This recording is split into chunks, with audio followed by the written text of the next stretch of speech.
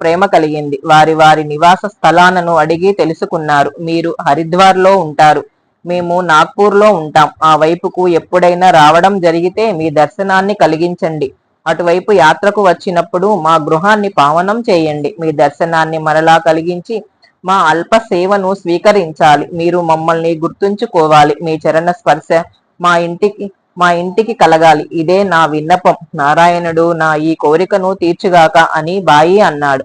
కీర్తి శకం 1906వ సంవత్సరంలో ఉత్తరకాశీ క్రింద ఆ ఇద్దరు కలుసుకొని ఆ విధముగా మాట్లాడుకున్నారు. పరస్పరం తమ చిరునామాలను అడిగి తీసుకొని బయలు ప్రదేశం సమీపించడం వలన ఒకరిని ఒకరు వదిలి వెళ్లిపోయారు. 5 సంవత్సరాల తర్వాత సాయితో సమాగమ సమయం ఆసన్నమై స్వామికి బాయిని కలుసుకోవలనని చాలా ఆతురత కలిగింది. కీర్తిశకం 1911వ సంవత్సరంలో స్వామీజీ నాగ్పూర్ వచ్చారు. అక్కడ శ్రీ సాయినాథుని పవిత్ర చరిత్రను విని ఆనందించారు. షిర్డీలో స్వామికి అన్ని సదుపాయాలు సుఖంగా జరగాలని బాయి సిఫారసు పత్రం ఇచ్చాడు. అలా అన్ని ఏర్పాట్లు చేసుకుని స్వామి నాగపూర్ని విడిచారు. మర్నాడులో